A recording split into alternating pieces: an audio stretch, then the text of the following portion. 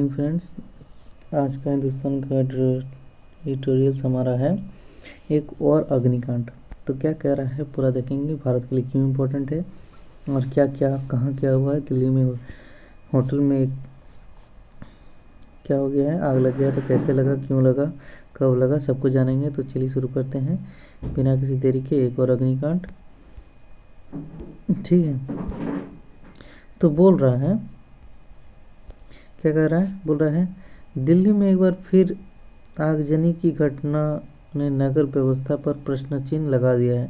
आंशिक रूप से अवैध एक होटल में बुधवार सुबह लगी आग के चलते दोपहर ढलने तक 20 से ज़्यादा लोग काल के गाल में समा गए। बताया जा रहा है कि इस होटल में केवल 6 कमरे की इजाज़त थी, लेकिन वहाँ 25 कमरे बन गए थे।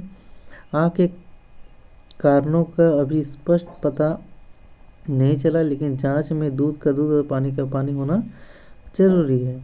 फिर क्या कह रहा है, बोल रहा है दिल्ली पुलिस ने होटल में लगी आग की त्रासदी के लिए गैर इरादतन हत्या के आरोप में एक एफआईआर दर्ज की है। यहाँ एक बार जरूर सोचना चाहिए कि जब नियम तोड़कर होटल चलाया जा रहा है तब इस हादसे को इरादतन हत्या क्यों न माना जाए। जो लोग सुरक्षा मानकों से समझौता नहीं बल्कि खिलवाड़ करते हैं, उन्हें अच्छे से पता होता है कि खतरा कितना बड़ा है। फिर क्या कह रहा है, बोला कि कम जगह में ज़्यादा से ज़्यादा कमाई के लोभ में इंसानी ज़िंदगी से समझौता क्या गैर इरादतन हत्या है। ज़रा सोचिए उनके बारे में जिनकी जान चली गई। पूछिए शौक संतप्त परिजनों से कि जांच और न्याय की दिशा में क्या होनी चाहिए। फिर क्या कर रहा है, मालवीय नगर ने इस होटल में परत दर परत कोताहियाँ खुल रही है और अब इतने लोगों की जान जाने के बाद यह केवल कोताही नहीं, जघन्य अपराध है। क्या होटल में केवल एक ही प्रवेश निकास द्वार था? ऐसा सवाल बहुत गंभीर हो गए हैं। 5 मंजिला इमारत में विदेशी भी मारे गए हैं। इस घटना ने पूरी राजधानी को झकझोर दिया है और यहाँ भवन सुरक्षा पर फिर बड़े सवाल कर दिए बड़े सवाल उन्हें सवाल खड़े कर दिए हैं बड़े सवाल खड़े कर दिए हैं। ठीक है, सुरक्षा के बुनियादी मानकों की अनदेखी अक्सर भारी पड़ती है, लेकिन वास्तव में पूरी कड़ाई से कार्रवाई और सुधार न करने की वजह से आगजनी की घटनाओं का सिलसिला थम नहीं रहा है।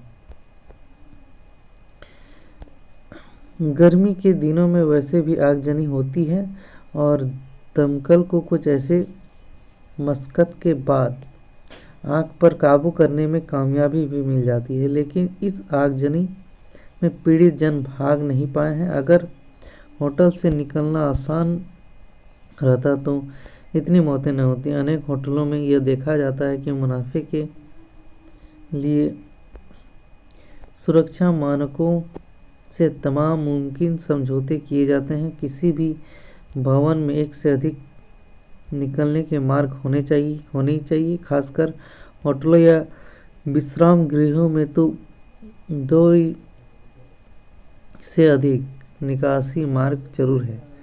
दिल्ली के इस होटल में अगर बाहर निकलने के एकाधिक मार्ग होते तो मेहमानों की जान यूं न जाती। अक्सर यह देखा जाता है कि होटल को ऐसे किले में तब्दील कर दिया गया है कि किसी हादसे की स्थिति में बाहर निकलना मुश्किल हो जाता है।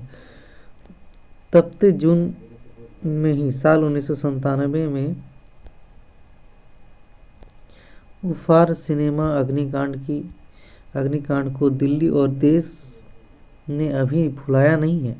बेशर्म लापरवाही के चलते तब 59 लोगों की जान गई थी और 103 लोगों की जिंदगी मुश्किल में बची थी। उफार हादसे के समय भी सिनेमा देख रहे लोग जान बचाने के लिए भाग नहीं पाए थे।